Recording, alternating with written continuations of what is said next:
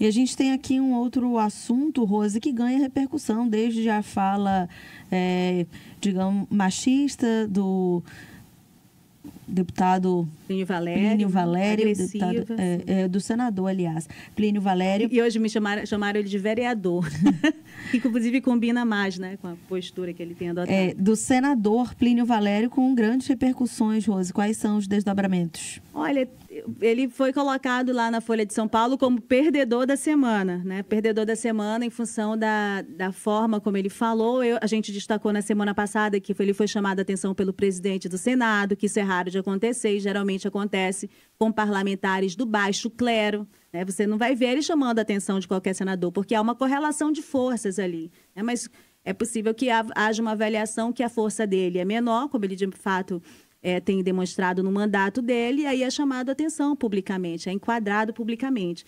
Mas, olha, algumas pessoas falaram a respeito de que no público bolsonarista, no eleitor bolsonarista, que tem uma característica mais machista, que não se importa ou até quer esse tipo de discurso, ele cresce, ele cresceu. E que isso poderia dar um outro encaminhamento à disputa eleitoral dele, à reeleição e tudo mais. Então, isso é preciso ser observado, sim, acaba sendo uma realidade também.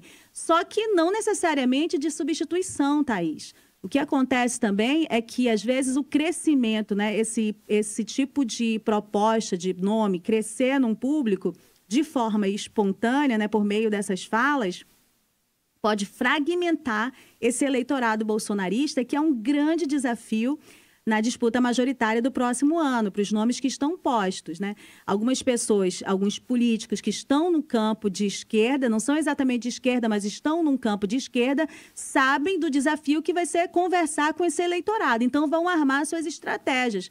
Uma delas, que seria importante para eles, para fortalecê-los, é fragmentar esse voto bolsonarista. Porque se ele vai tudo num só, uma vaga já está preenchida. Disputar um governo de Estado, ele cria uma outra característica, se for um voto muito contundente, né? Claro que cada eleição tem a sua característica, mas fragmentar esse voto, vai 20% para cá, 30% para lá, ele fica mais, esse bloco fica mais fraco, o que favorece o jogo de quem não consegue dialogar tanto com esse campo.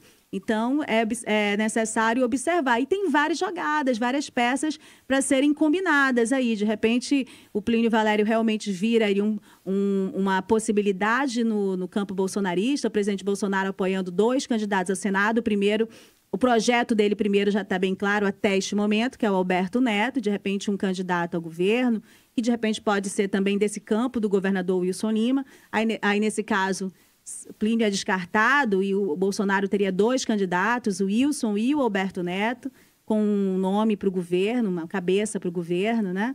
Então, tem várias possibilidades aí. Eu não descarto, inclusive, a possibilidade de uma união declarada ou não de Eduardo Braga e o Wilson Lima. Por que não? Eles disputam o mesmo eleitorado, eles não disputam exatamente o mesmo eleitorado, a princípio.